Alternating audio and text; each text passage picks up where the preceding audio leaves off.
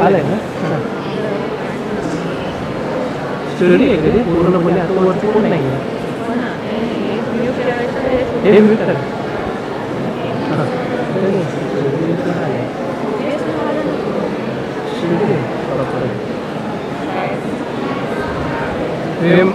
Freeze झालं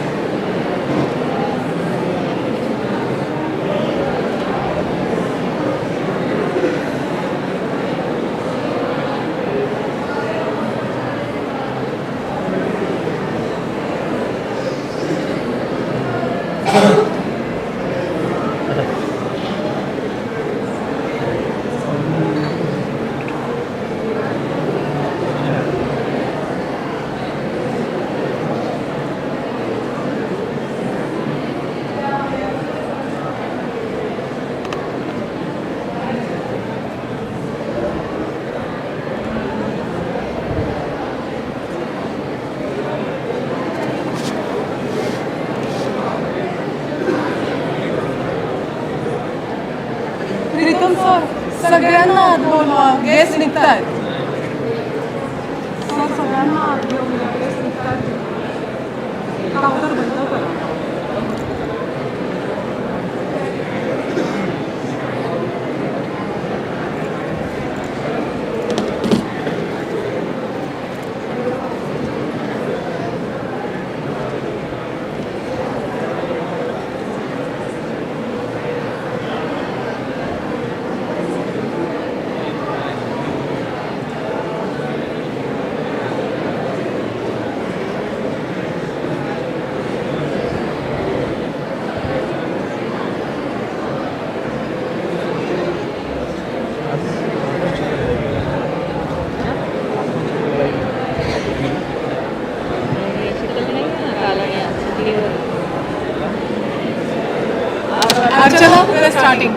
We are starting.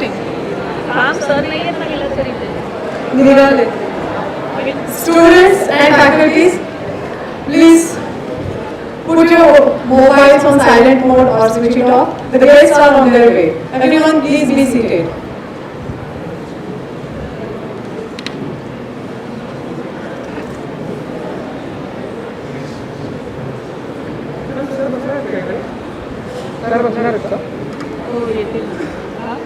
मॅमनी ते थांबायला सांगितलं इकडे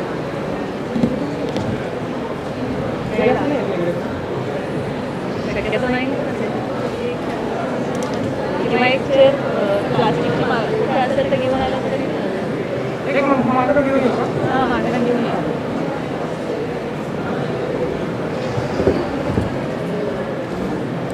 बाहेरच्या लोकांना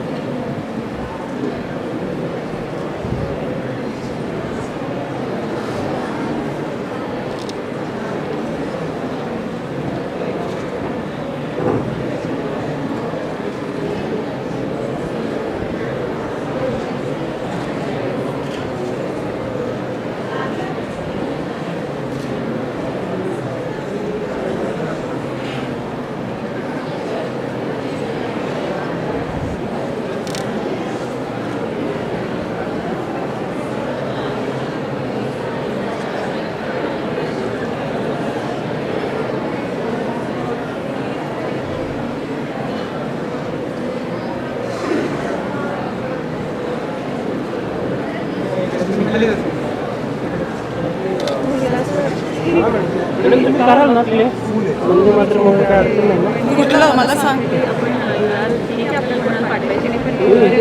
खाली कोणाला पाठवायची नाही ना कुठे तुमच्या याच्यावर का पब्लिक करा ना लाईव्ह आहे ना पब्लिक आहे ना नाही कोणाला द्यायचं आहे ना आपल्याला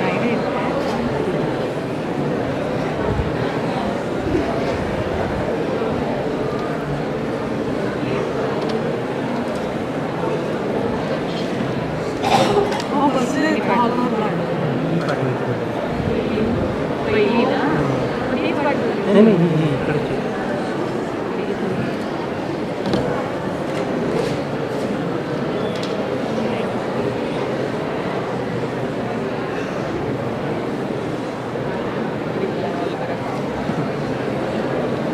करतात ना फॅकल्टी झालीत का सगळे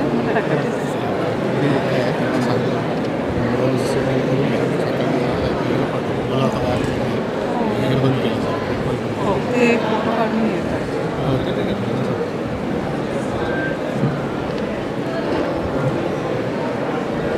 Students, settle down fast.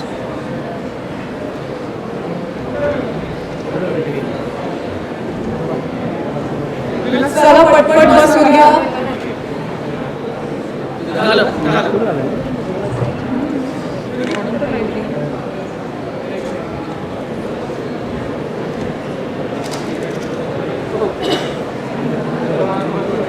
वरती बसलेल्या मुलांनी लक्षात घ्या व्हॉट्सअप इथून दिसतो बरं का मोबाईल बाहेर काढू नका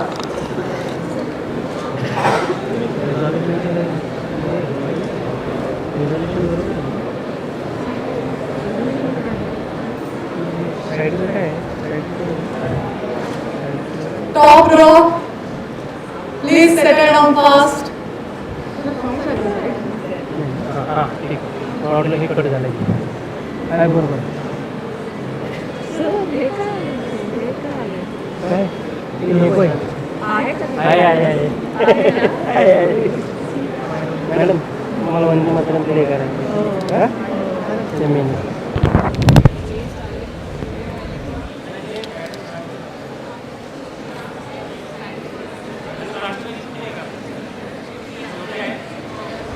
म्हणजे जनगण म्हणा ना हो आहे ना सगळ्यात शेवटी मी सांगणार नाही मी सांगणार सगळ्यांनी उभे राहा हां म्हणजे तुला correct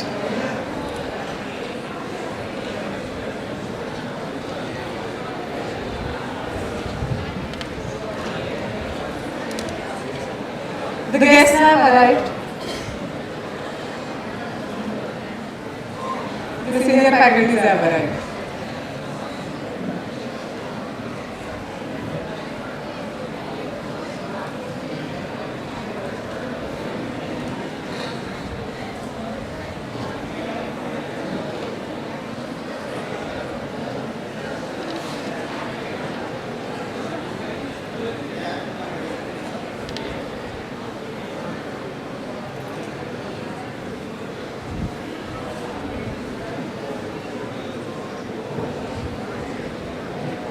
Attention everyone, the guests have arrived.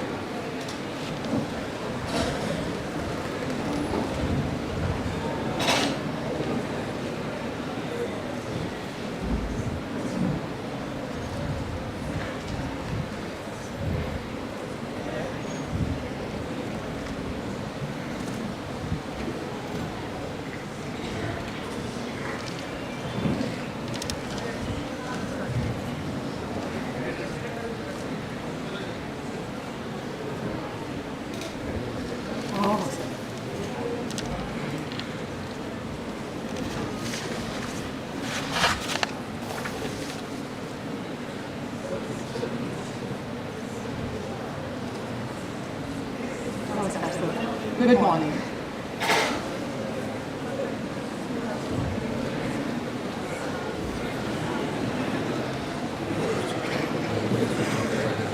सांगितलं मी सगळ्यांना माझं घ्या नमस्कार good morning everyone on behalf of Deccan education societies DS Pune University I Swati Satpute warmly welcome you all to Resonance 2026 the International Symposium on Data AI Harmonies for Society. We are indeed grateful and extend a cordial welcome to all the distinguished luminaries on the dais. Today's chief guest, Professor V.K. Saraswat, guest of honor, Professor Rajendra Apnerkar sir, Professor Manish Joshi, Dr. Pankaj Dume sir, President DSPU, Dr. Ravindra Acharya sir, Vice Chancellor DSPU, Dr. Rajesh Ingre sir, and Head of School of Science and Mathematics, Dr. Tushar Deshmukh sir. It is also a privilege to welcome esteemed guests of the dais, Dr. Elizabeth Strand-Victor, Professor Soren Orr, Professor Abhishek Srivastav, Dr. Shailesh Chansarkar, Professor N.C. Shivaprakash, distinguished speakers, esteemed delegates, faculty members, researchers, and dear students. A warm welcome to all of you. May I request everyone present here to kindly rise as we begin with our national song, Vande Mataram.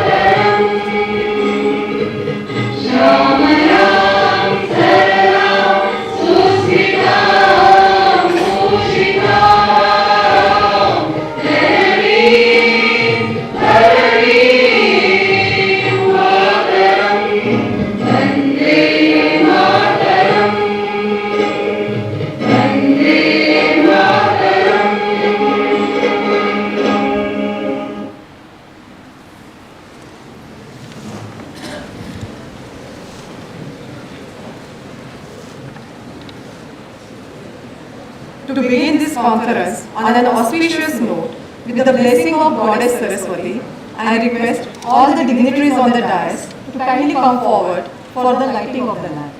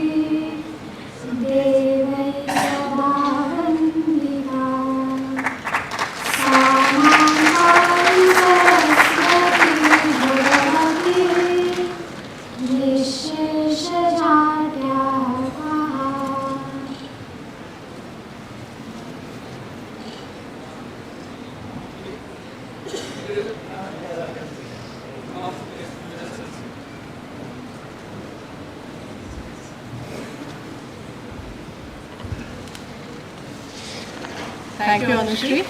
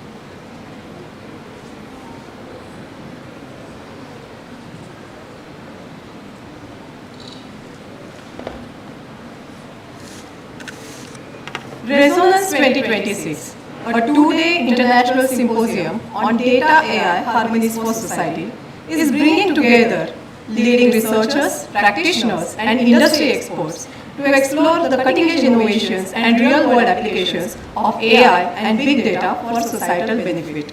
The theme of this conference draws inspiration from Professor Akarkar's remarkable three-decade journey of innovation, inspiration, and impact, which also coincides with the celebration of his 68th birth year.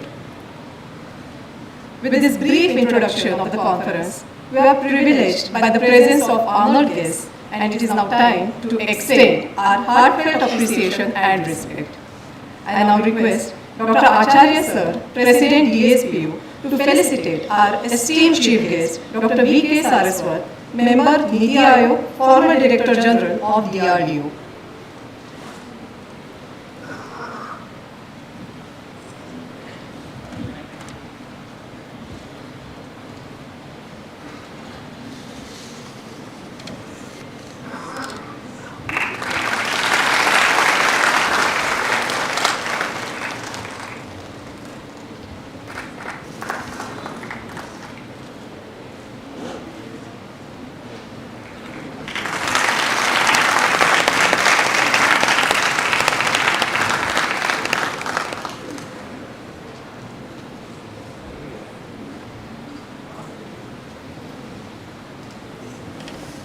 I request Shri Ravindra Acharya Sir to felicitate our respected guest of honor, Professor Rajendra Akarkar Sir, Professor at Western Norway Research Institute.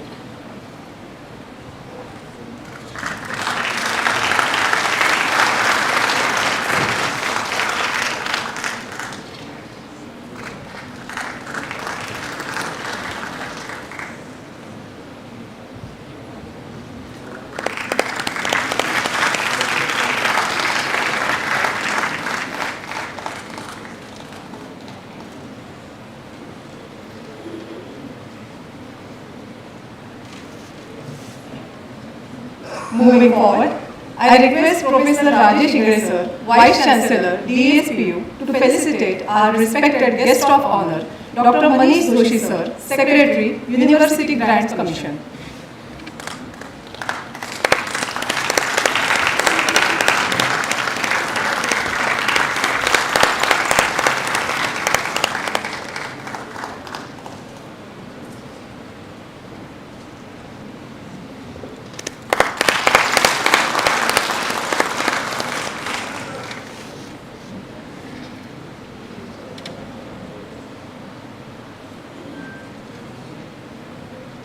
I request VC Sir to felicitate our respected guest of honor, Dr. Pankaj Dhume Sir, co-founder and CEO of Elliott Systems.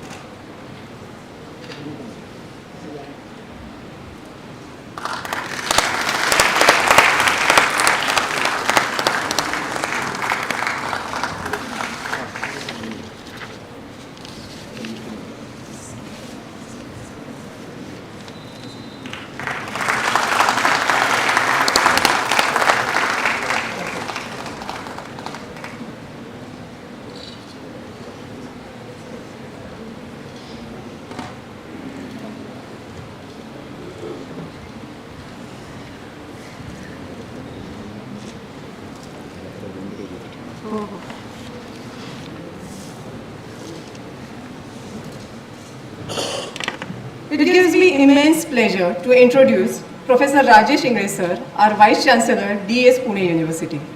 Sir is known for his outstanding academic excellence, research and inspiring leadership. Professor Ingre is a visionary leader with over 36 years of experience in research, industry and academia. His academic journey includes a PhD in computer science and engineering from IIT Bombay. As a senior member of IEEE, Dr. Ingre has chaired multiple global IEEE conferences. May I request Honorable Vice Chancellor Professor Rajesh Ingre sir to extend a formal welcome and share the vision for this conference.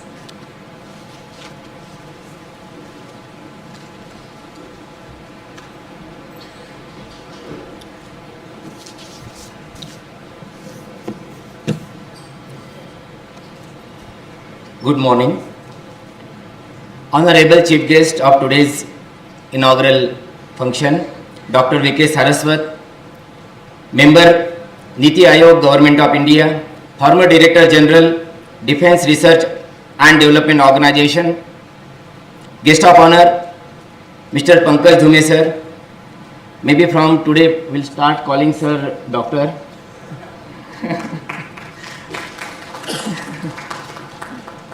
Co-founder and CEO of Allied Systems USA. Not just this company, even many of you must have seen BMC Software. BMC Software, actually the whole work is by Pankaj Dhume sir in Pune office. Thank you sir for that contribution. Guest of honor, Dr. Rajendra Akerkar sir, professor at the Western Norway Research Institute. In fact, we should thank sir because he is the reason why we all are here today.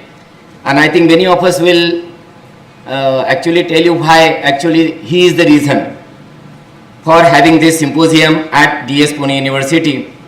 Guest of honor, Dr. Manish Joshi sir, Secretary UGC. Dr. Ravindraji Acharya, Honorable President of DS Pune University.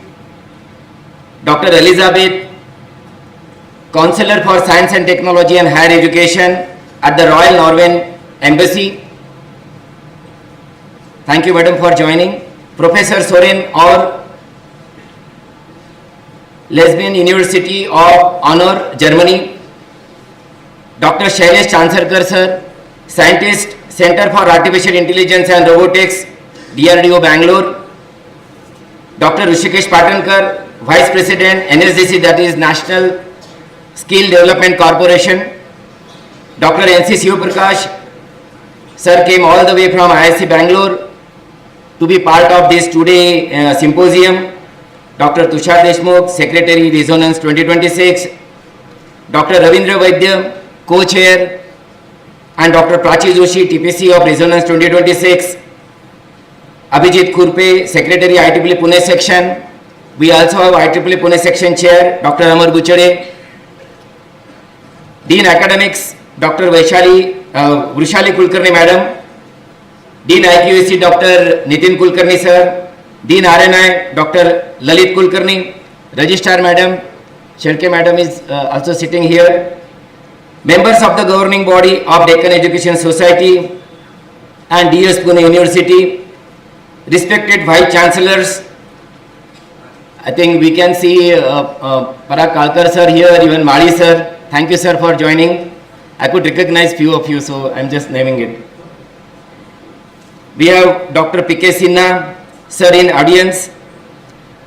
You all know that sir was actually senior director at CDAC and also IIIT Raipur founding director and vice chancellor, principal directors, faculty member, execom members of IEEE Pune section, delegates and dear students. Good morning and warm welcome to you all for this inaugural function of Resonance 2026 International Symposium on Data AI Harmonics for Society. I express my deepest gratitude to our chief guest, Dr. V.K. Saraswat sir. In spite of many difficulties, sir could join in. Thank you, sir. It takes me down memory lane. I think Sinha sir can remember 2014 when we did Indicon, IEEE Indicon 2014 with Rajat Munna sir being co-chair. He was a chair with me, and that time actually we had an opportunity to have sir as a chief guest. Sir, thank you very much for your blessings and presence here. Guest of honor Pankaj Dhume sir and Akerkar sir for gracing this occasion. Let me just quickly tell you in a few seconds. The idea of organizing this symposium was conceived hardly 6 months ago, meeting between Manish Joshi sir and Acharya sir at Delhi. Then when in the discussions the name of various people came in and Akerkar sir's name was there. And when we looked at Akerkar sir's contribution in last 30 years and maybe the whole 6 decades, because it's just completing 60 years, then we realized, and actually by that only this name of our conference or symposium, Data AI Harmonics for Society. Dr. Soren was just before some time asking what is the meaning of it, and I think who other than Akerkar himself can explain it. So he did that, and probably in his speech probably sir will elaborate little more on that as well. So I would like to just give quick statistics as it was asked by Manish Joshi sir, that this initiative what we did, ETFI plus resonance as a separate session track, special track under ETFI is a IEEE conference. We have 1,334 valid submissions. We had many submissions, but 1,334 valid submissions. Out of that, 166 got finally accepted. So if you check, not even 12% of acceptance. That shows the quality of the conference, what we are maintaining here. And thank you very much for the support from the authors, those who are today present here and those who are online and listening to this inaugural session. So for resonance, especially we have 189 submission only for this track. We had a symposium, we had 189 submissions, and out of that 30 finally accepted, and they are getting presented here. We also have A4H, that is AI for Humanity hackathon happening for last 3 months, and we had 53 valid submissions from groups, and out of that 44 was selected for various rounds, and in the final round we have 14 in person doing presentation during this 2 days. So thank you very much for your support, and let me also tell you there is also panel discussion on Gen AI platform for sustainable Bharat, coordinated. Definitely I think you will get more details about it, none other than our Mavle sir, and other members will be there for the panelists. I would like to express my sincere gratitude. Why do I do that? Normally because like these functions are not possible without the strong support from the senior management. That is the reason I normally cannot resist myself thanking the senior management, especially Acharya sir, Rawat sir, Palande sir and Katekar sir for showing confidence in our team and giving us this opportunity to organize this symposium at DS Pune University. Thank you sir. We have wonderful team working for this conference. Now this time the resonance mainly at the back end, it is School of Science and Mathematics. They have done wonderful job. With them IEEE student branch team members were there, Computer Society student chapters volunteers were there, and they have done wonderful job. You can see it from the today's inaugural itself. Please join me in congratulating them for successful organization of this symposium. Thank you. So just in quick words, probably you will hear more things about it. You have seen, normally I talk about disruptive innovation, transformative, the way world is getting transformed. So today marks, if you look at it, the world around us is transforming at the unprecedented pace, and you know that technological contribution is very heavy, especially AI. AI is the one which is actually doing this disruptive or transformative part in the world, and that is the reason this conference we are hosting it here. So we have gathered all researchers, industrialists, and stalwarts from different part of the world for this today symposium. Now with this, whatever things we see, but with this disruption comes opportunity to innovate, to collaborate, and to create solutions that are ethical, equitable, and socially relevant. Now in this journey, as a university, we have taken IEEE as a partner, because IEEE's motto is also advancing technology for humanity. And again, I will repeat that 1884 is an important year for both IEEE as well as DES, because the same year DES is formed and same year IEEE is formed. Only difference is that we have Bal Gangadhar Tilak ji, Agarkar ji here, and on that side it was Thomas Alva Edison and other people in US. So it's a good combination to come together and contribute. So I request all dear students and young researchers, seize this opportunity, ask questions, let the curiosity be your guide. Especially in AI, the world needs your fresh perspective, creativity, and energy to address the complex challenges of our time. I would like to just state one more thing. This year we are also organizing IEEE PuneCon 2026 at DS Pune University, and it is going to be the 9th edition of it. Before I conclude, I would like to thank the organizing committee, our IEEE partners, reviewers, sponsors, committee members, and volunteers for their tireless efforts in bringing this conference to life. I hope you will all enjoy this two-day symposium. Thank you.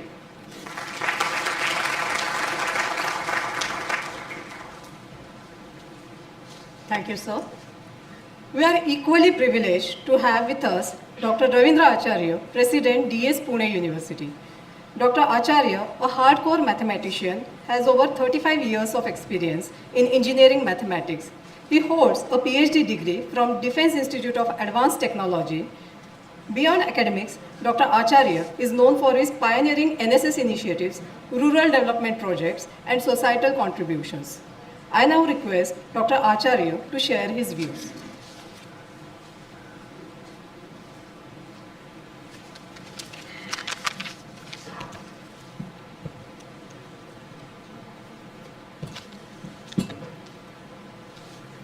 Respected Chief Guest, Dr.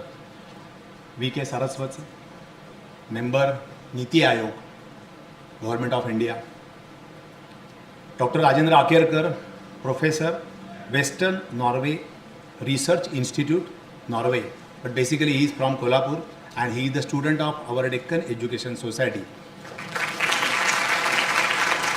Dr. Manish Joshi, Secretary, University Grant Commission, New Delhi. Dr. Pankaj Dhume, co-founder and CEO of Elite System USA. Our Vice Chancellor, Dr. Rajesh Ingre, Head of the School of Science and Mathematics, Dr. Tushar Deshmukh. Dignitaries of the dais, governing body member of DES as well as DES Pune University, council members, staff members, eminent speakers, researchers, industry experts, faculty members, dear students and participants. A very good morning to you all. It is my great pleasure to welcome all of you to Resonance 2026, the International Symposium on Data AI Harmonics for Society organized at DES Pune University. Resonance is a special track under the first International Conference on Emerging Technology and Future Innovation, ETFY, that was 2026, which was successfully conducted at our university last month from 12th February to 14th February. Building on the success of this ETFI, this special track provides a focused platform to discuss important development in the field of artificial intelligence, particularly data science and their applications for the benefit of society. Today, technology is growing very rapidly. Artificial intelligence and data-driven also technologies are transforming many sectors such as healthcare, education, agriculture, as well as our smart cities also. Platform like Resonance gives researchers, academicians, industry experts an opportunity to share their research work, exchange ideas, and explore how technology can address real-world challenges. This symposium is also special as it celebrates the remarkable academic journey and the contribution of Professor Dr. Rajendra Akirkar sir, whose work in artificial intelligence and big data has inspired many researchers and students around the world. I sincerely appreciate the efforts of the School of Science and Mathematics, including our HOD also, the organizing committee, faculty members, staffs, and students who have worked hard to organize this symposium successfully. Such events require careful planning, coordination, teamwork, and I congratulate everyone involved for their dedication. Deccan Education Society, this is amphitheatre of Deccan Education Society, DES, established in 1884, in one of the most respected educational institutions in India.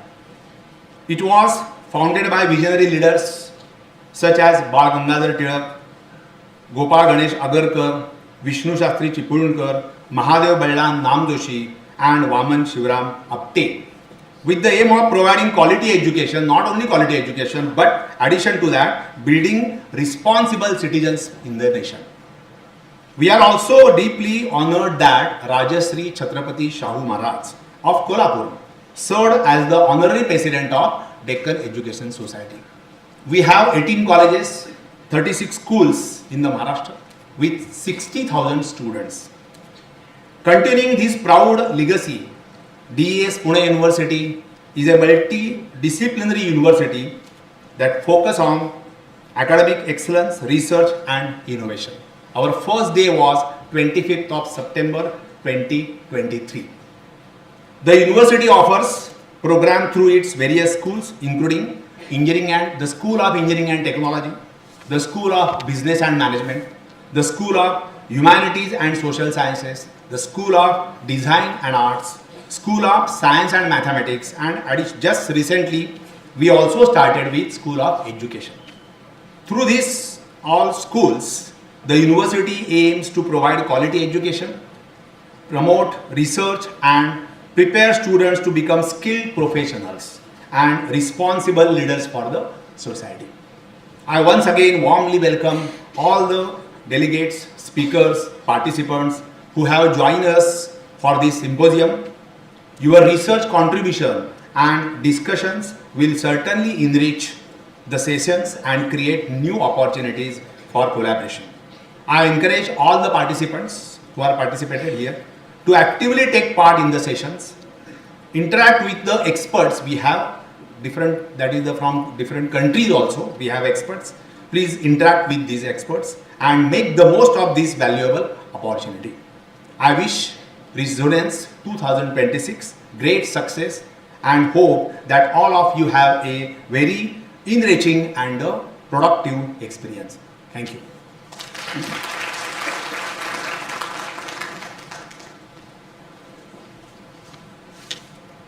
Thank you, sir, for your encouraging words. You have been a strong pillar of support. And now I request Dr. Poonam Deshpande to take over and continue with the next program.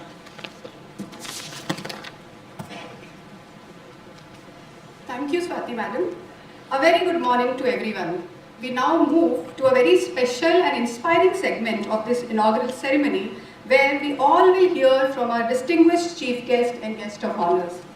To begin with, it is my privilege to briefly introduce our guest of honor, Shri Pankaj Dhube sir, before inviting him to address the gathering.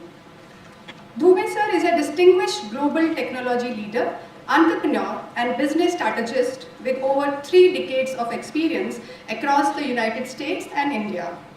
He holds a master's degree in computer science from the University of Massachusetts, Lowell, and a master's degree in public administration from Kentucky State University. He is a co-founder and CEO of Alloyed Systems, a company focused on advanced technology solutions and industrial analytics. Earlier, Sir spent over 2 decades at BMC Software, where he played a key role in establishing and scaling its India operation to more than 1,500 professionals. He has also contributed to strengthening global partnerships as president of the Indo-American Chamber of Commerce, Greater Houston, promoting trade and technology collaboration between India and United States. His journey truly reflects visionary leadership, global collaboration, and the power of technology to build institutions and opportunities. We are delighted to have Dhume sir with us for Resonance 2026. May I now request Shri Pankaj Dhume sir for his address.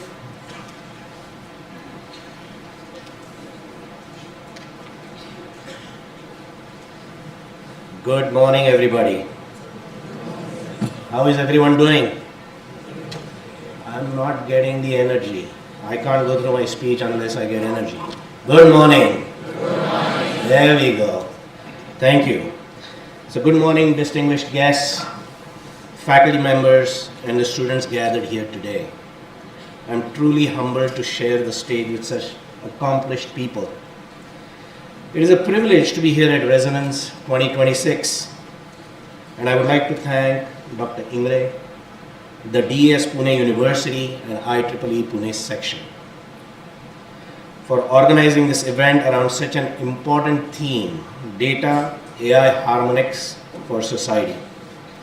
When we talk about artificial intelligence today, much of the conversation focuses on new tools, models, and applications. But at a deeper level, AI represents something more fundamental. We are moving from a world of static systems to a world of learning systems, systems that continuously improve by learning from data. That shift is what makes data so powerful. Data enables machines to identify patterns, generate predictions, and increasingly assist humans in making complex decisions. Across industries today, we are already seeing the impact of this transformation. Manufacturing systems are becoming more predictive rather than reactive. Energy infrastructure is becoming more optimized and adaptive. Healthcare is becoming more data-driven and personalized. At our company, Elliott Systems, we work with organizations to help them become AI-enabled. We support customers in designing and transforming their products using modern AI technologies. We also build IoT systems that connect machines, collect operational data, and apply artificial intelligence to improve how industrial systems operate. What we have learned from working in real customer environments is that the biggest challenge in AI is rarely the algorithm itself. The challenge is embedding intelligence into complex real-world systems. Systems that involve imperfect data, physical constraints, legacy infrastructure, and human decision-making. This is where the work being done by masters and PhD students becomes extremely important. Many of you are working at the frontier of knowledge, developing new algorithms, exploring new models, and pushing the boundaries of what machines can do. But some of the most impactful innovations happen when deep research connects with real-world problems. So if I could offer 3 brief thoughts to the students and researchers here today, they would be these.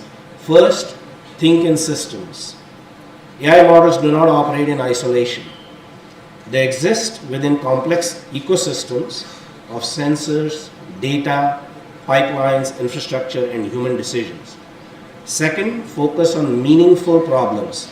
The most powerful innovations often come from solving difficult real-world challenges rather than idealized academic problems. Third, remain intellectually curious. The pace of change in artificial intelligence is extraordinary.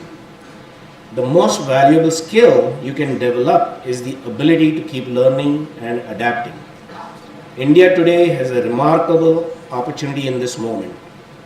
With our strong academic institutions like DES Pune, growing research ecosystem, and large population of engineers and scientists, we have the potential not just to adopt AI technologies, but to create them and lead global innovation.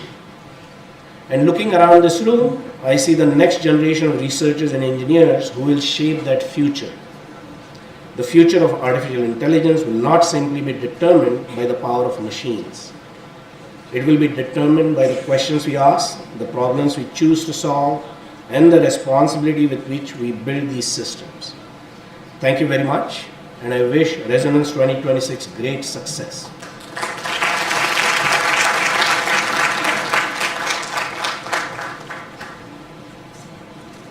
Thank you very much, sir, for your insightful and motivating address. Your message to this generation of focusing on meaningful problems and remaining intellectual curious is really going to help them a lot. Moving ahead, it is a great honor to introduce our esteemed guest of honor, Dr. Manish Joshi, sir, an accomplished academician and administrator who currently serves as Secretary of the University Grants Commission, Ministry of Education, Government of India. Dr. Joshi sir holds a master degree in computer science from Savitribai Phule Pune University and a PhD from North Maharashtra University, Jalgaon. He also received a prestigious postdoctoral fellowship from the University of New Brunswick. With over 2 decades of teaching and research experience, he has served as head of the Department of Computer Science at North Maharashtra University and has gained valuable international academic exposure. His research area include knowledge discovery, data mining using rough set theory, artificial intelligence, and natural language processing. He has published over 85 research papers, edited books and special issues, secured patents, and guided several PhD scholars. He is also the recipient of the National Award for Popular Science and Technology Translation from the Department of Science and Technology, Government of India. A passionate teacher, researcher, and a visionary administrator, Dr. Manish Joshi sir continues to contribute significantly to strengthening higher education in India. We are truly privileged to have him with us today as our guest of honor. May I now request Joshi sir to please address the gathering.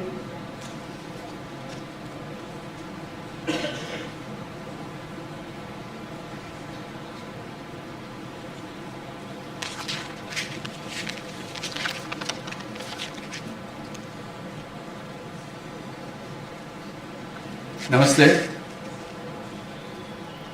Honorable dignitaries on the dais and many well-wishers are in the auditorium also. So I welcome you all and let me start my talk by reminding just 2 days before we have celebrated a festival of colors, Holi, and all people, particularly the young generation, participated enthusiastically in this Holi, the colorful Holi, and play colors, gathering together, sharing the happiness. And the same young generation 2 weeks ago participated in the AI Impact Summit that was held in Delhi.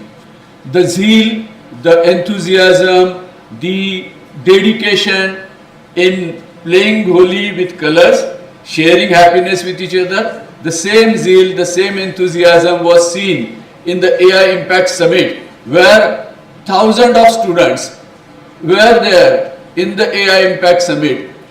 Their eyes were wide open by seeing the stalls. Oh, this can be done. So I was just looking at the faces of the young generation and I was feeling so happy to look all the young generation who will be carrying this, bearing the torch of this particular AI for future. This AI summit, which has the motto of Sarvajana Hitaya, Sarvajana Sukhaya, means like welfare to all and happiness to all. We talked about planet, progress and people. So all the people, all the students, all the stalls, everywhere, we are talking about ethical AI, how AI can be used for the betterment of the society, how AI can be used to solve the societal problems. And we could see many solutions over there and many more ideas were also being transformed when this particular exchange of ideas were there. We could see lot of talks were there where top CEOs were there, and they were also excited to see the energy, to see the talent that Bharat has come up with, and this young generation of India is giving this, putting all this. So with this AI for all and AI for humanity, this AI for humanity, we would like to share that Ingres sir also mentioned. We decided that researchers are doing good job in AI research, and that's why we could get lot of research paper also. But we have planned that let us ask student if they have any idea regarding AI and how use of AI can help to solve a particular problem. So let us collect the ideas from them, and we have designed a track. We called it as AI for Humanities, and we have seen more than 50 student teams, more than 50 students teams from different parts have given their suggestions, they have given their ideas, and these ideas are like we have shortlisted, and these 14 ideas will be presented in front of the experts that have come here for the resonance, to give talk, to deliver talk, to share the presentation. So these ideas will be mentored over here. So this is a platform, not only exchange of ideas, but mentoring will also be done, and we will also would like to see the areas in which these particular students have come up with the ideas.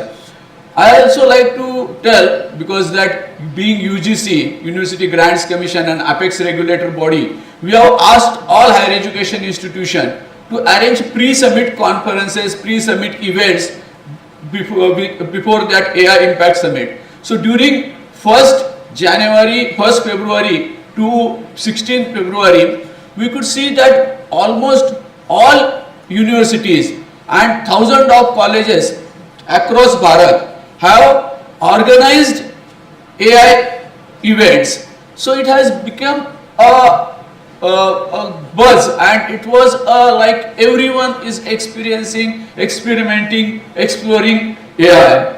And this is why UGC has also come up with various policies, various advisories, like AI is to be introduced in syllabus, and that's why AI has been introduced. We have come up with various MOOC courses. We all talk about online courses. So we have developed massively open online courses on Swayam platform. So we are doing AI courses, AI in legal, AI in environment, how AI can be used in healthcare. So these all courses are available. We are preparing some of them, and we are happy to see that everywhere, like these pre-summit events, we have programs where they discussed how AI can be used in space, how AI can be used in commerce, of course we have seen, so healthcare, climate, even endangered language, how AI can be helpful to protect endangered languages. So students are coming up with lot of ideas, and an environment, electrifying environment has been seen, has been experienced by all of us in recent past. And AI, UGC is also doing lot of work for preparing the faculty also, because we need to pass on this expertise to the young generation through the teacher. So we are working on faculty training as well as capacity building for this. So this is the thing that being a regulator we are doing it. We'll take few more minutes to describe a personality that is the reason why we are here. We all talking about AI, we all talk about algorithms, and these algorithms, data-driven machines, machine learning. So machine is giving decisions, machine is training, machine is taking decision, but still the importance and the significance of a human being who guides a student is paramount. So I would like to talk about Professor Rajendra Akerkar, who is a Deepastamba, who helped many researchers in India, not only in India, not only in Bharat, but across the globe, to whom he has guided. And I remember he was my PhD supervisor when I went to meet him. The humbleness and with the accepted, with the whole complete home has accepted me. Not only he, but complete home has accepted me as a research student. And the way he guided me throughout my journey. My introduction was given here. So whatever is given in my introduction, whatever is said in my introduction, everywhere, in every word, his influence can be seen. In PhD, he was my guide. In postdoctoral, he was the instrumental to get me the postdoctoral. I visited the Gambia, various places, Armenia. He was in Armenia as a professor. So I went, visited Armenia. So that was the first international exposure he has given to me. So the way someone should help the student, a raw product to a finished product. I remember Bharat has very much examples, large number of examples of Guru Shishya Parampara, where a mentor is taking care of a student. We talk about Chanakya and Chandragupta. Chanakya was a scholar. Chandragupta was a cattle charwaha jo bolte, charwaha tha. So they were playing at some place and Chanakya saw the spark in Chandragupta and he helped him, he mentored him, he guided him to ultimately become the emperor of whole Bharat. So that's the transformation can be brought by a real guru. So I bow down to Professor Akerkar that he has bring the transformation for me also and for many like me. So some of his students are also here and they will be here. So that's the great contribution of a guru. I have 2-3 shloks of Sanskrit that depicts the significance of guru, that we all talk about Guru Brahma, Guru Vishnu, Guru Deva Maheshwara, Guru Sakshat Parabrahma, Tasmai Shri Guruve Namah. In Bharat, in India, we have great respect for Guru, great respect for the guide, great respect for the supervisor. Matru Devo Bhava, Pitru Devo Bhava, the mother and father. And the next one comes Acharya Devo Bhava, the Guru. So that's the importance given in the Bharatiya Parampara. And we'll stop with this particular Ajnanatimirandasya Jnananjana Shalakaya Chakshurunmilita Yena Tasmai Shri Guruve Namaha. Means the knowledge, the ignorance, blindness is being removed by the medical of knowledge by the Guru. So I bow down in front of that Guru. So thank you, Professor Akerkar sir, that you have enlightened me and you are keep doing it. And thanks to you all for doing the favor. I once again say thanks to the DES for organizing such a good event, such a big event. So for this particular program, I am not a guest, I am the host because it's for my honorable research supervisor and mentor of for whole life. So thank you, Professor Akerkar sir, and thank you DES for organizing the program. Thanks a lot.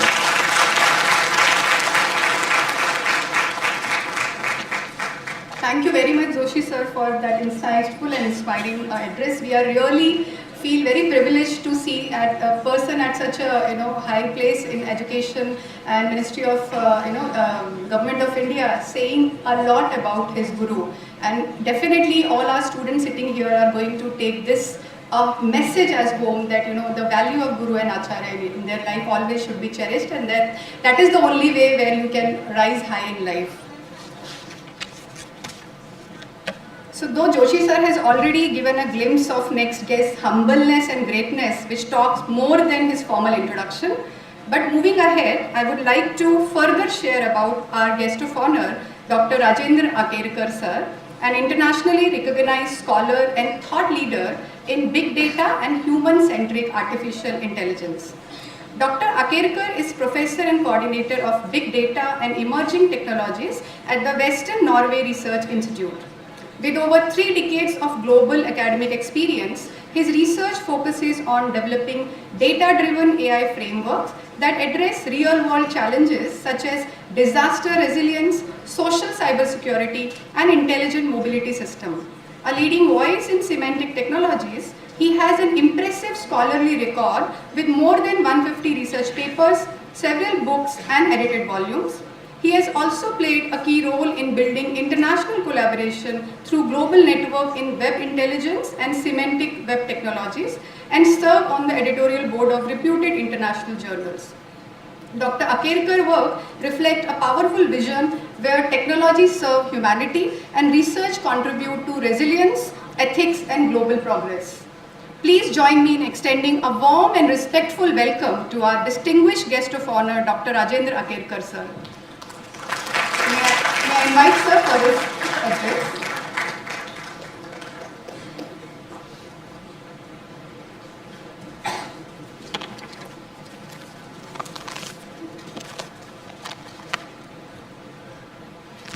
Hello, good morning. Namaste. Distinguished guest, Dr. Saraswat, Professor Manish Joshi,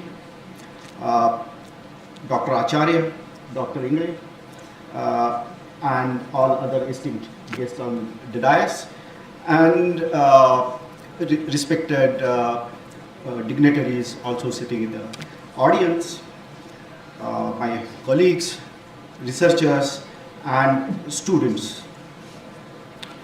and most importantly, to the remarkable team who transformed a simple idea into this magnificent Resonance 2026 symposium. Thank you.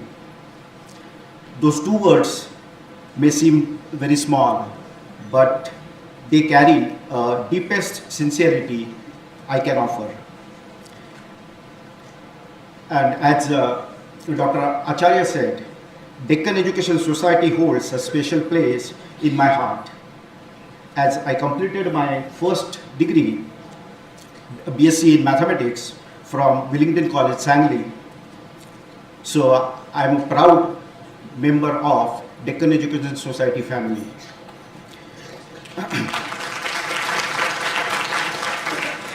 30 years ago, when I started working at the intersection of AI and data, the world looked very different. The internet was in its infancy. Big data wasn't a term yet. And the idea that machines could understand meaning seemed like a dream. Still, I chose that dream. I could not have imagined then that semantic technology would shape the world, or that intelligent systems would help doctors diagnose diseases, help cities save resources, and help scientists discover faster than ever before. I only knew that the questions were worth exploring. Since then, our field has transformed from expert systems to machine learning, from databases to knowledge graphs, from narrow AI to today's powerful and sometimes unsettling generative models. I have published, taught, debated, succeeded, also failed, and learned from every step. And I consider all of it a privilege. If there is one lesson this decade, these 3 decades have taught me, it is this: our models are only maps, not the territory itself. No matter how elegant they are approximations of the world, far more complex and surprising. Recognizing that uncertainty is not a weakness, it is what drives a real discovery. So now, since there are many youngsters, newbies in the audience, now I want to speak directly to these young researchers. You live in a world overflowing with data, big data, tools, papers, research articles, and of course opinions, even opinions on social media. It's easy to feel overwhelmed, or it just trends that look impressive but feel empty. So instead of a roadmap, I offer you a compass. Name of that compass is Harmony. 7 letters. And the 7 letters are not very simple 7 letters. They are 7 principles. 7 principles that can guide a meaningful research journey. H for humility. Know the limits of what you know. The best researchers are unafraid to say, I don't know. A for audacity. Ask bold questions. Don't be afraid of challenge assumptions. R for rigor. Let your methods show your integrity. In an era of generated content, rigorous science matters more than ever. M for meaning. Remember why your work matters. AI and data are just tools. Their purpose is to improve human life.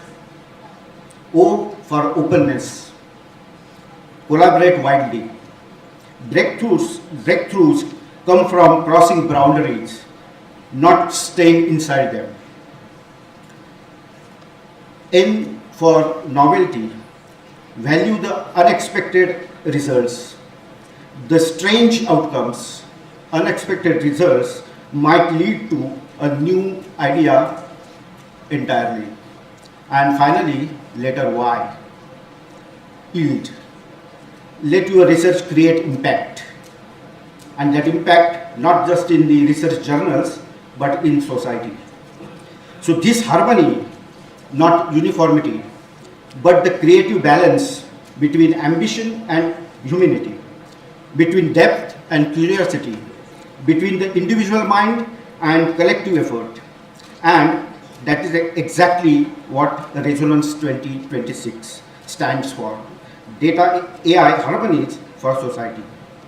The theme of this symposium, Data AI Harmonies for Society, is not accidental. It reflects something I have believed for last 30 years, that technology, to be true powerful, must resonate with human values. Since Professor Manish Joshi suggested me to add something or something about the future opportunities and opportunities for newbies, new researchers, newcomers in this field. So I would like to place particular emphasis on importance of expanding your research endeavors, engaging with new ideas, exploring interdisciplinary perspectives, and building collaboration beyond your immediate field can significantly enrich your work. For instance, Europe's AI and data ecosystem is wide open, and the next generation of researchers belongs in it. For example, Horizon Europe, the world's largest research funding program, with a budget exceeding 95 billion euros, funds thousands of PhDs and postdocs positions annually, especially in AI, data science, and responsible technologies.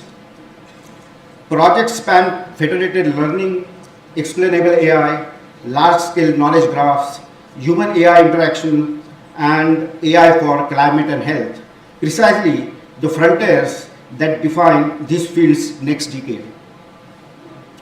The Nordic countries, where I live, in Norway, Finland, Denmark, and Sweden, these countries are home for some of the most rigorous AI and data research institutions in the world. These institutions work on real-world data challenges at scale.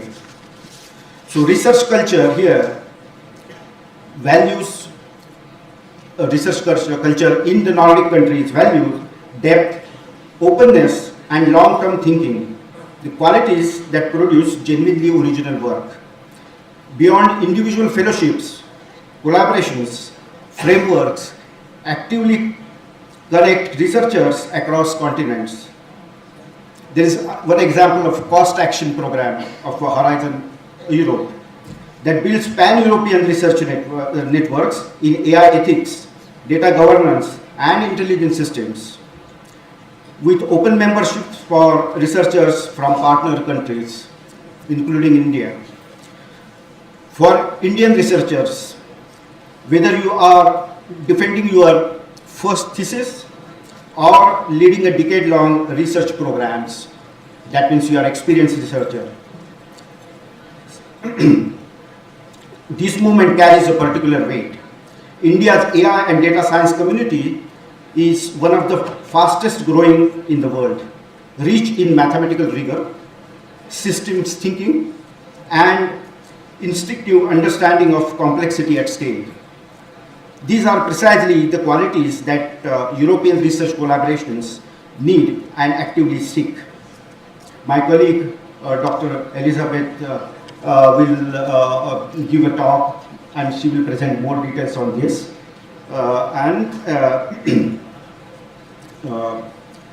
So when this experienced researchers, there's something for experienced researchers also, not for the students only, that experienced researchers should build bridges and bring knowledge back home.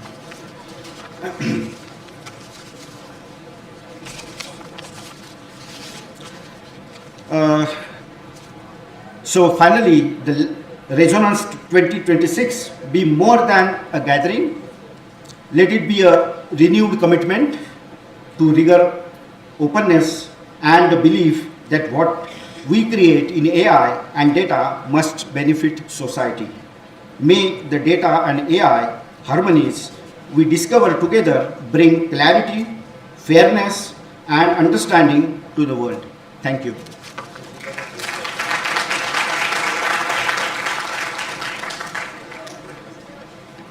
Thank you very much, sir. Your thought reminds us that when technology is guided by human values and strong core knowledge, it has the power to transform the world for the better. We are deeply grateful for your presence and sharing your valuable perspective with us today. Dear students and all participants here, from the transformative power of data and AI, we are now moving to inspiring world of strategic science and national innovation. May I now take the privilege of introducing our esteemed chief guest, Padma Bhushan Dr. Vijay Kumar Saraswat sir, one of the India's most distinguished scientists and visionary leaders in defense research and strategic policy. Dr. Saraswat holds a Master of Engineering from Indian Institute of Science and a PhD in Propulsion Engineering from Osmania University. He served as a Secretary and Director General of the Defense Research and Development Organization and as a Chief Scientific Advisor to the Raksha Mantri of Bharat. During his illustrious tenure, he played a pivotal role in strengthening India's strategic defense capabilities, leading to the development of indigenous missile systems such as Prithvi, Dhanush, Prahar, Agni 5, the two-tier ballistic missile defense system, Tejas and INS Arihant. Under his leadership, India advanced in cruise missile systems, radar and command networks for national defense and cyber security research and development, including the establishment of a dedicated cyber security research and development center. Beyond DRDO, Sir served as a member of Niti Aayog, where he championed transformative initiatives like the methanol economy. He has also served as a Chancellor of Jawaharlal Nehru University and President of Sri Chitra Trinul Institute for Medical Science and Technology, contributing significantly to higher education and research governance. For his exceptional service to the nation, he has been honored with the Padma Shri and Padma Bhushan along with numerous other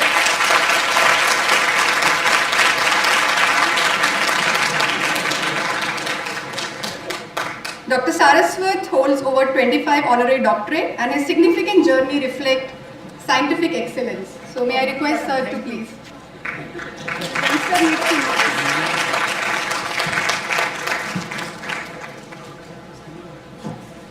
Namaskar, good morning. I'm indeed very happy to be part of this seminar, international symposium on the Resonance 2026 with a good title, Data AI Harmonics for the Society. At the onset, I'd like to extend my greetings to distinguished dignitaries on the dais, starting with Dr. Rajen Akerkar, Mr. Manish Joshi, Mr. Pankaj Dhume, Dr. Rajen Acharya, Dr. Igle, Dr. Deshmukh, and all the distinguished guests who have come from countries like Norway and our own distinguished academicians, scientists, and the young researchers and the students. And I cannot forget the women who are going to change the country's growth story completely.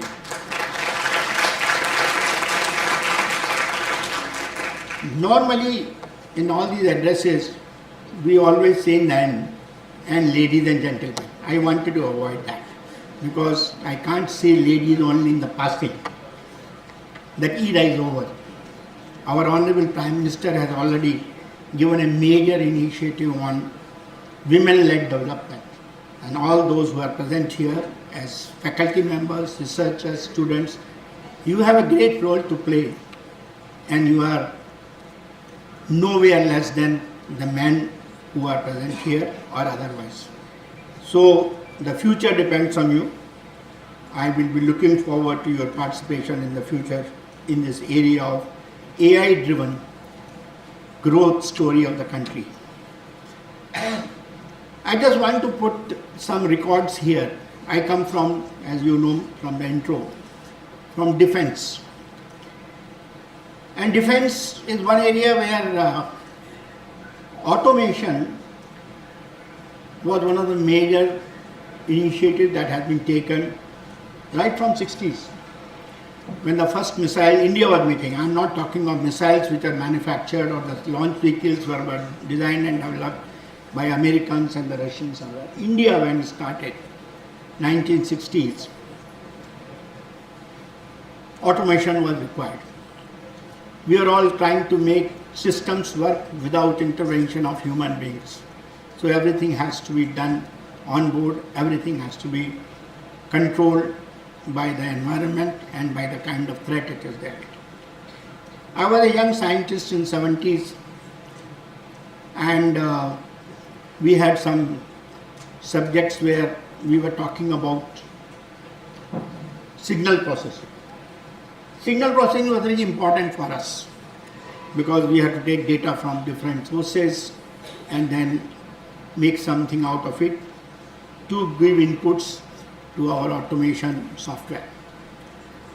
That time I read about artificial intelligence, and many of you who are doing work in this area might have read. It's a very old concept, 60s, I think, if I'm not wrong, 60s. And people talked about artificial intelligence at that time.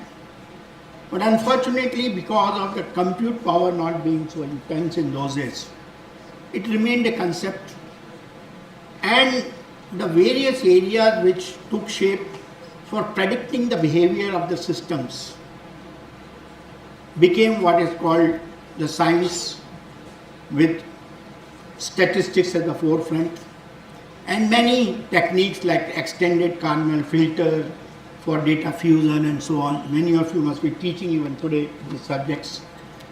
So that is the thing we used.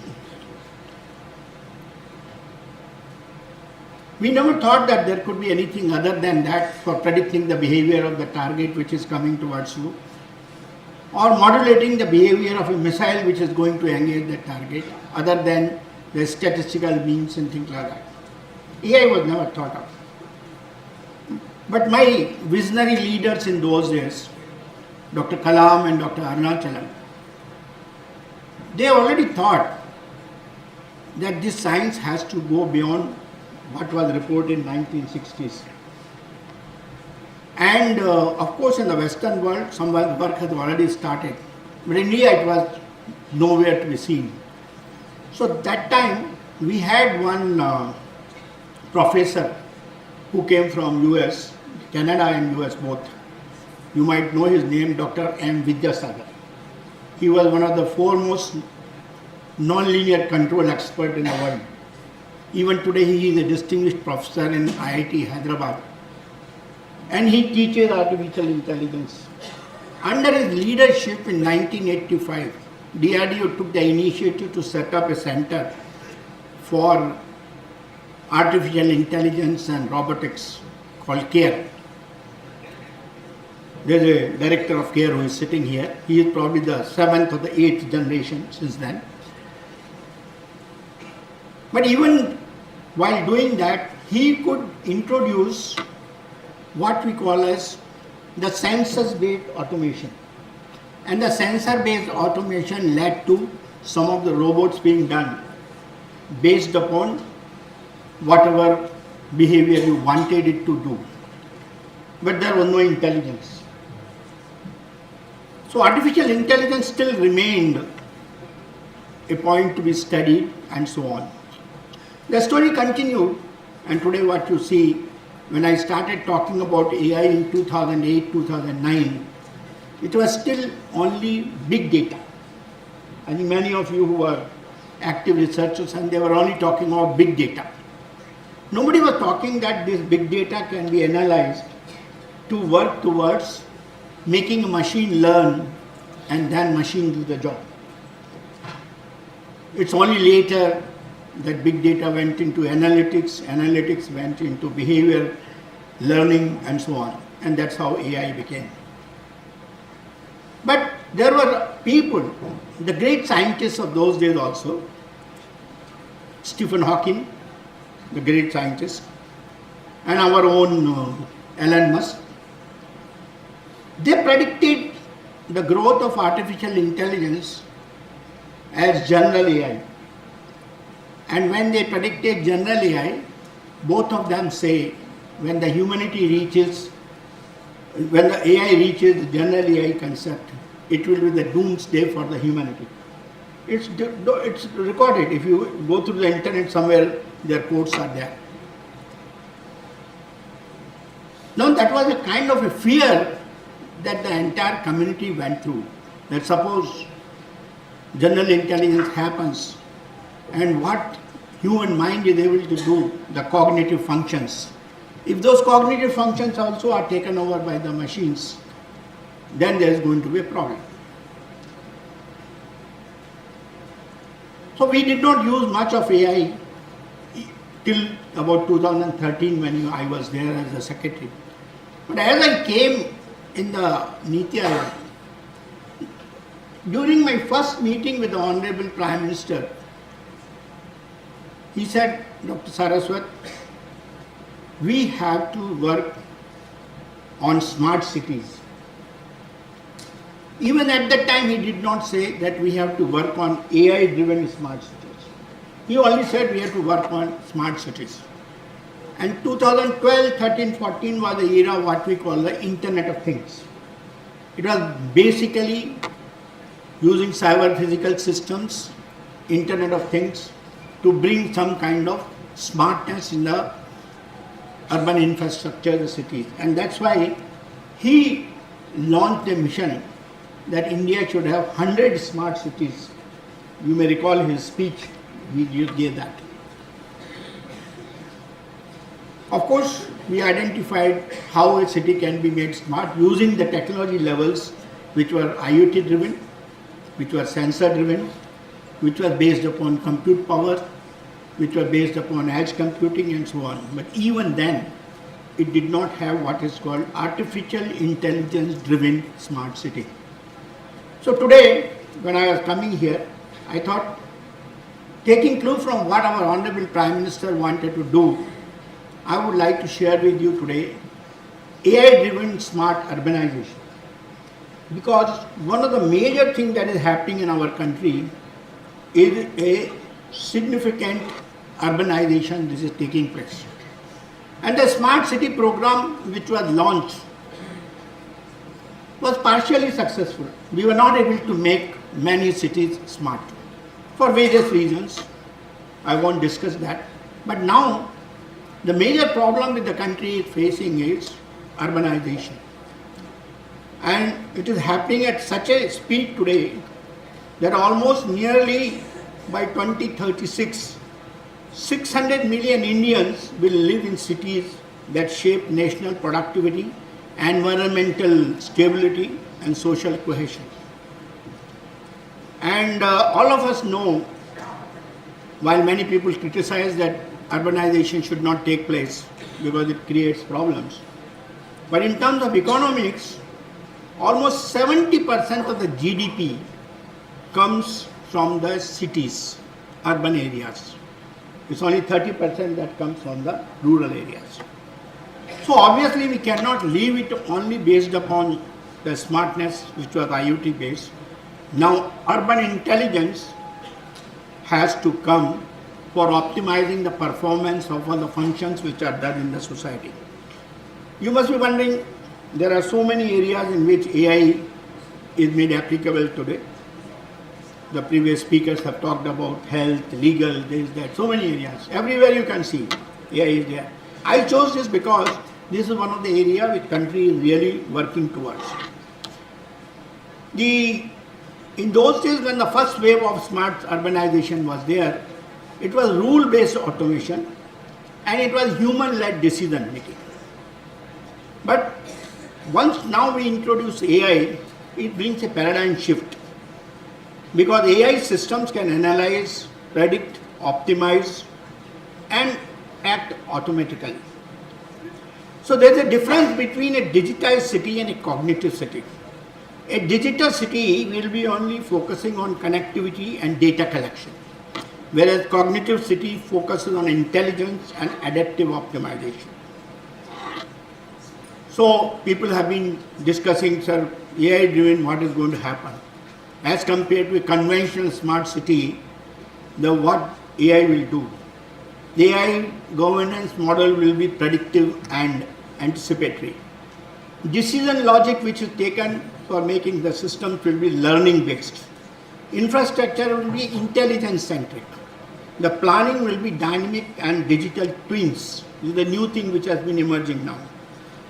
We started talking about digital twins in aerospace much earlier, even before the AI came, because we were using the algorithms based upon the behaviors which we were taking of aerodynamic behavior, structural behavior, navigation, control, all of them through the what we normally call as classical analysis part embedded to the computing systems and putting together to bring out the system's behavior. Now that is going to be done through the digital twins. And citizen services, which used to be earlier only transactional, will be personalized and proactive. People talk of personalized medicine and so on. So it is a cognitive backbone of India's urban transformation. It will become resilient under stress. It will be sustainable in resource usage. And another thing that's more important is it will be inclusive in terms of opportunity. It will also add to the competitiveness because the economic outputs are going to be much better. And more than that, the topic which is often mentioned by our Honorable Prime Minister is a sovereignty in the technology. Because Atmanirbharta is not just a word. Atmanirbharta does not mean that we are going to have everything done in my own country. No. My definition of sovereignty is independence from controls. I am a victim as a scientist of the controls which were exercised by the foreign countries by name missile technology control regimes. We were denied technology, materials, sensors, everything when we were developing missiles for the country. And we know how it hurts So it becomes important for researchers like you to ensure that technologies which are controlled, they are indigenously developed and taken to a scale. Only a lab level work will not work. We have to take it to a scale. So that is the one which we have to do. And in a urban transformation, AI will help in energy optimization. It can also carry out water analytics. It can do climate risk systems. It can smart building management. All of us know building management systems. Many of you are learning as a subject today. And of course, helps urban logistics. All of you are learning a part of the AI, the machine learning and the predictive analytics. These two will use the data sets into dynamic decision systems. It can help you in the traffic flow prediction using real-time historical and mobility data. It can help you in energy demand forecasting for dynamic load balancing, particularly in the present scenario where we have multiple modes of energy production. You have solar energy, wind energy, nuclear energy, and the thermal power which is available. Your grid is completely thermal power driven today. And penetration with a solar energy which is having variations with the time of the day. Energy demand forecasting becomes very important to maintain the balance of the grid. Crime hotspot prediction through the pattern analysis, which is being done today extensively. Water leakage and pipeline failure. So what is the impact of all this? About 20 to 30% congestion reduction will take place. Another technology of AI which is going to make a difference is the edge AI and the IoT convergence, which will help in running the smart grids that automatically balance the loads, traffic signals, smart waste, which will certainly reduce the latency. I want to tell you how the latency in defense is very important. When I was designing the ballistic missile defense system, my mission was to intercept the incoming ballistic missiles which are being fired today by Iran or Israel and all that. And then there's another missile from the ground or from air which is supposed to go and intercept this. The data about the position of the target and the position of your own missile is very critical, and at what rate it comes is very critical. Because if the incoming missile is coming at a speed of 2000 meters per second and your missile is going at 1500 meters per second, so closing speeds of 3500, in 1 millisecond you miss it by 3.5 meters. So if your data is coming at a rate of 100 milliseconds, the latency becomes a major. That is where now the AI will make a major difference.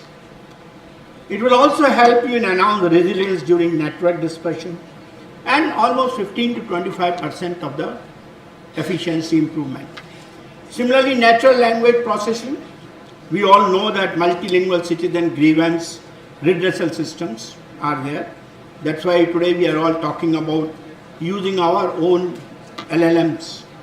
And India has taken an initiative now to build its own LLM framework. The Bhashini you might have heard is being driven and developed by us. AI chatbots for municipal services, voice-based access. Similarly, computer vision and urban management for traffic violation detection, crowd monitoring and so on, structural health monitoring of bridges and the building, solid waste classification. All of them have tremendous impact as far as the infrastructure is concerned. Mobility is one area which is also going to make it. People are talking of autonomous vehicles, driverless systems and so on. I personally don't believe that a driverless system for India is the right approach, but the foreign countries are already into it. But autonomous public transport system, for example, the metro. A driverless metro makes sense to me. It is being done today. AI optimized public transit facilities, drone-based emergency supply delivery systems, intelligent parking system. We should use them what it can help us. AI in climate resistance and sustainability. For example, the real-time predictions on the air quality, urban forestry, smart irrigation and the carbon footprint monitoring. These are all areas which will be used there. I was talking about digital twin. A digital twin which is AI powered, it integrates data and creates a virtual replica in the context of a city for a city, in the context of a missile for a missile, in the context of aircraft for aircraft.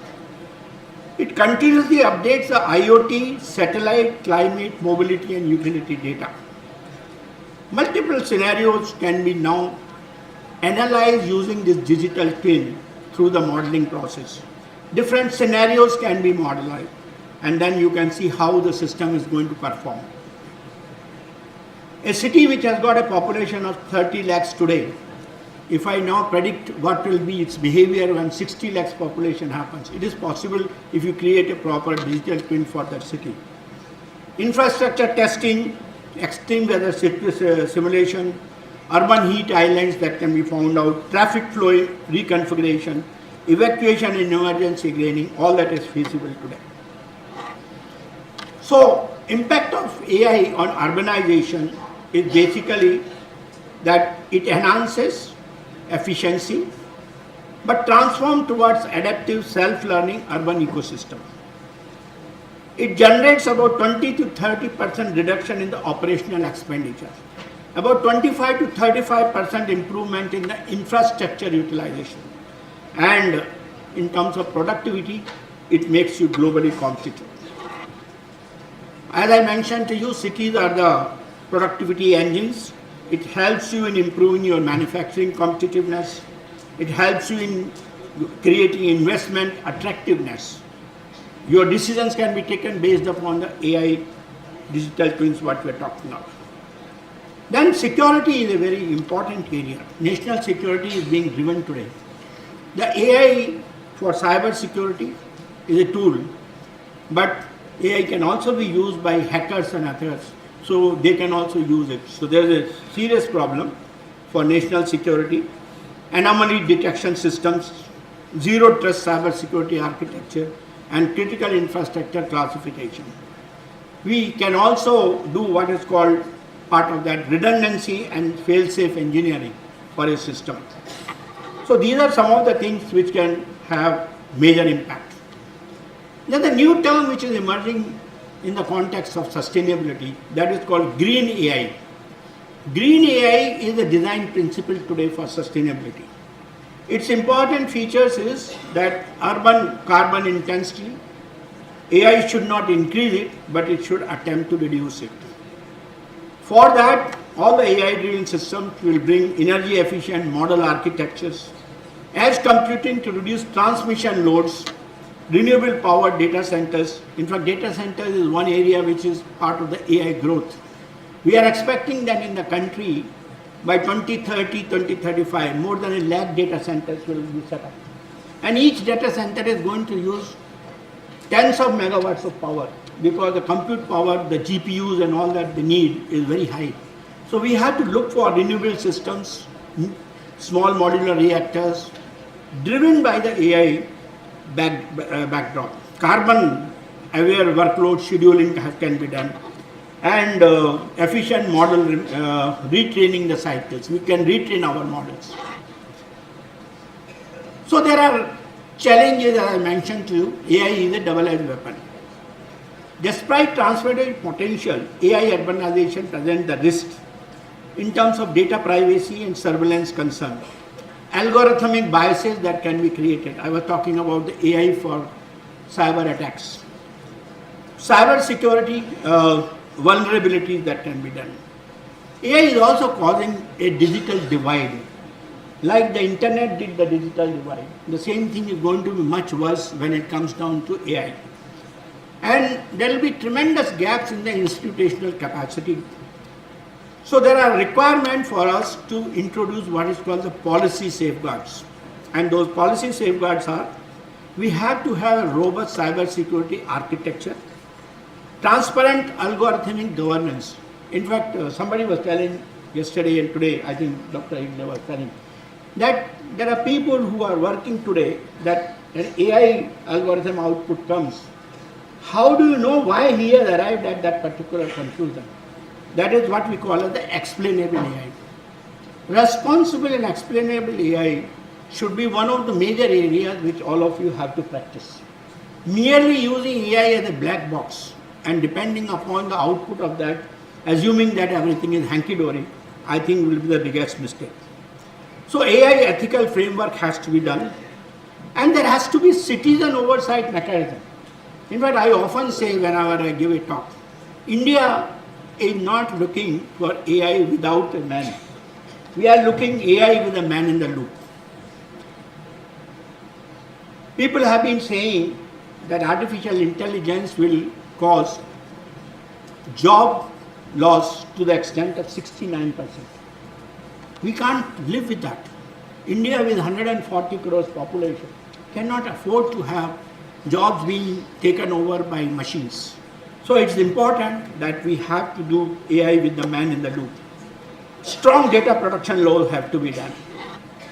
For this, what Government of India has done, we have taken some initiatives, Smart City Mission, Digital India, National Strategy for Artificial Intelligence, India AI Mission has been launched, National Data Governance and Framework Policy has been done, Atal Mission for Rejuvenation and Urban Transformation, what is called Amrit.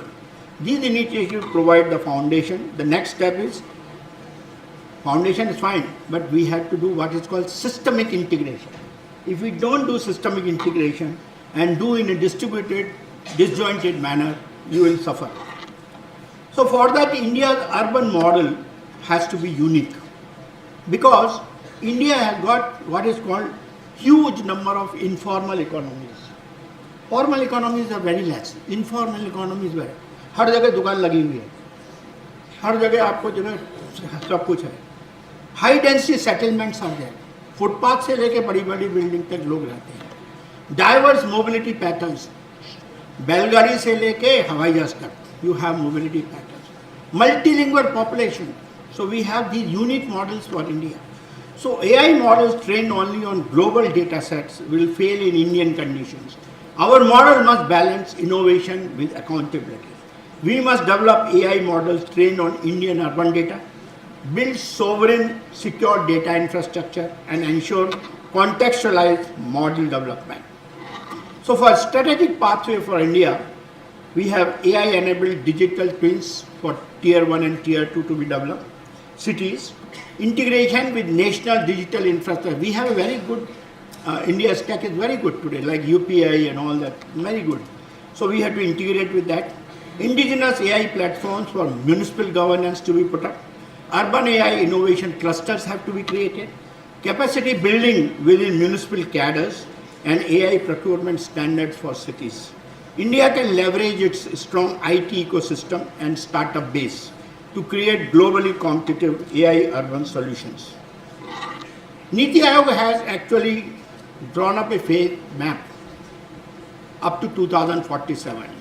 Phase 1, which is 2025 to 2035, is foundation, where we talk of standardized urban data architecture, sensor deployment, digital twin, cyber security baseline. Phase 2 is basically integrating all of them. That is cross-sector AI convergence, predictive governance platforms, embedded climate modeling, and so on. And phase 3, which is 2042 to 47, is autonomy and leadership, where self-optimizing urban systems will prevail, distributed resilient infrastructure will be there, and export of the Indian urban AI standards will be there. And more than that, India should become the leader in the Global South governance framework. To conclude, I must say the question before this summit is not whether AI can transform cities. The question is whether our startups will build for real urban providers, all of you. In the India summit, the AI summit, I see lots of startups coming up with good ideas. I think we are rich in that and we should take it forward. Our researchers will train models on Indian realities. Our policymakers will enable experimentation. That's more important. Our investors will back long-term urban AI platforms.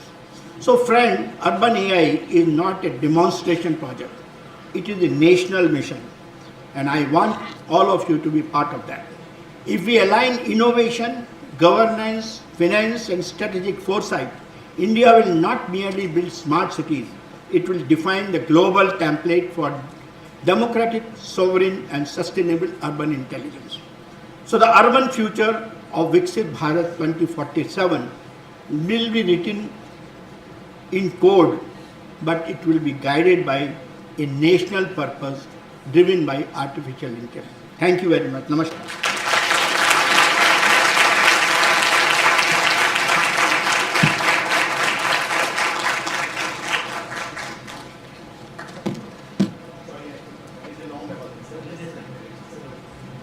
Thank you very much, sir, for such an enlightening and thought-provoking address, sharing your remarkable journey, words of encouragement, and your vision for science and technology, especially in explainable AI, urban AI, and cybersecurity, and their role in nation building are truly inspiring for all of us.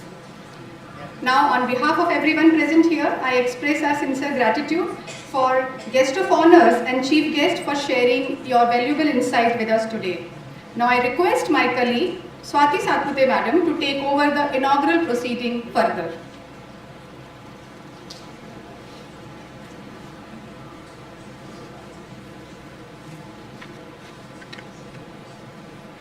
Innovation deserves to be documented and celebrated. After these inspiring addresses, we now arrive at an important highlight of the ceremony, the unveiling of the conference proceedings, showcasing the collective research, innovation, and scholarly contributions presented at Resonance 2026. May I request our dignitaries to kindly join us on stage for unveiling ceremony.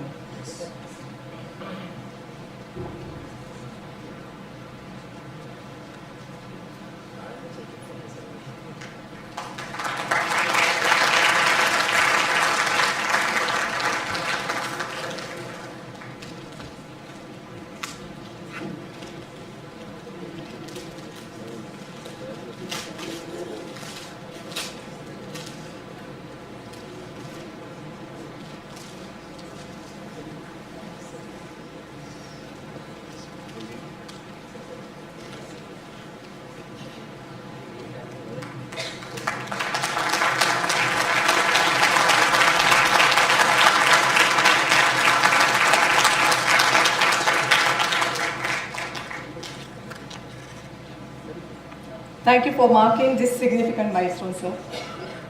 As we near the conclusion of this memorable inaugural ceremony, it is time to express our sincere gratitude to all those who have contributed to making this event a grand success.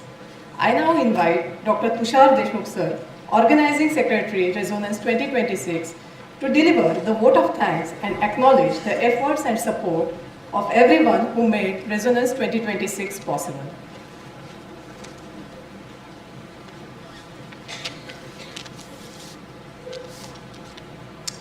Distinguished guests, ladies and gentlemen, before we conclude this momentous gathering, I am reminded of a beautiful quote. Gratitude is the inward feeling of a kindness received, but thankfulness is the nature of an impulse to express that feeling.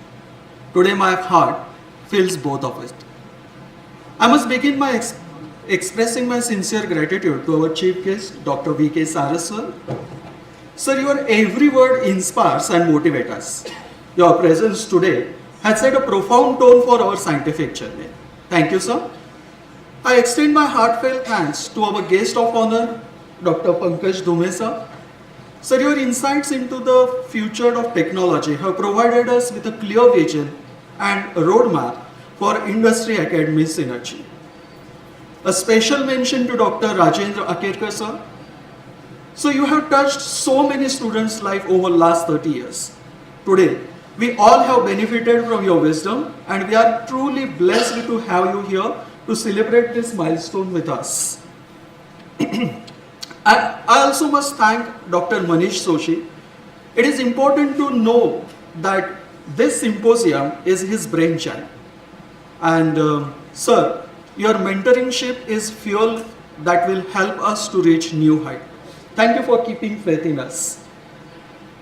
No great initiative can succeed without a strong foundation. So I thank Shri Pramod Ji Rawat, Chairman of Deccan Education Society, for standing firmly with us at every step.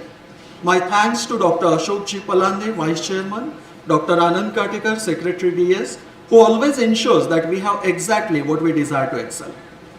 I'm deeply grateful to Dr. Ravi Acharya, President of a DS Pune University.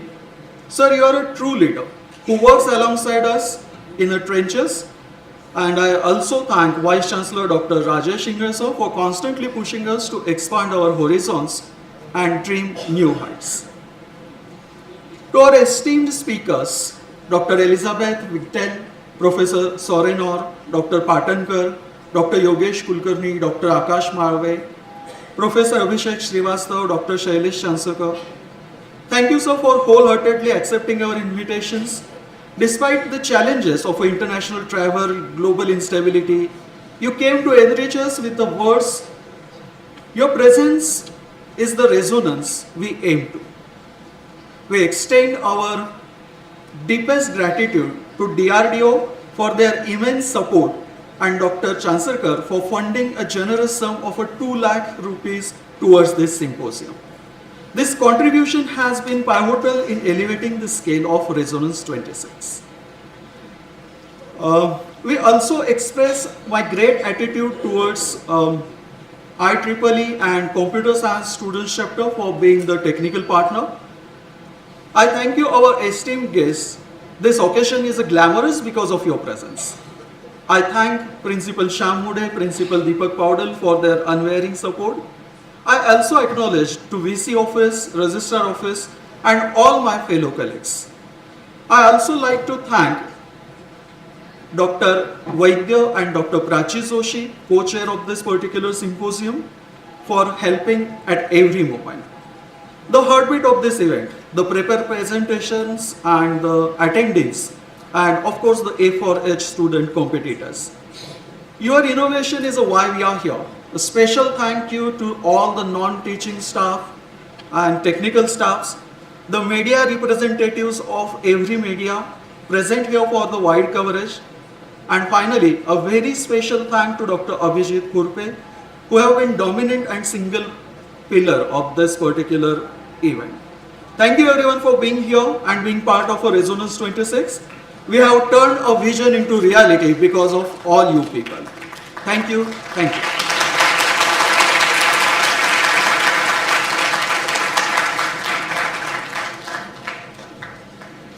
Before we conclude, I would like all of you to note that the next session of this conference will be held at Poonawalla Hall, DS Pune University at 12:15 sharp. So see you there, okay? With this, we conclude the inaugural ceremony. I request everyone to kindly rise for the national anthem.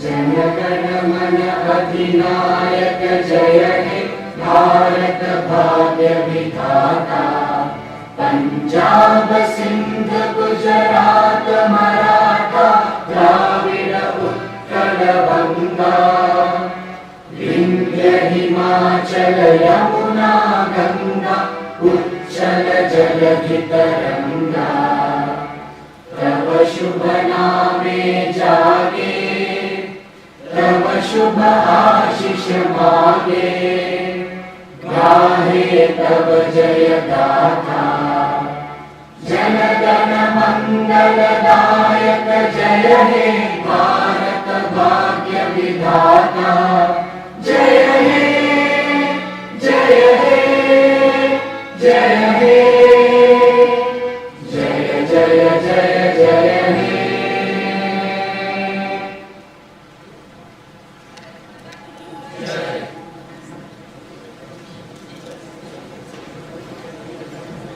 आपण सगळ्यांनी 2 मिनिटं थांबूयात. Please let us give some time for the guests to leave the hall.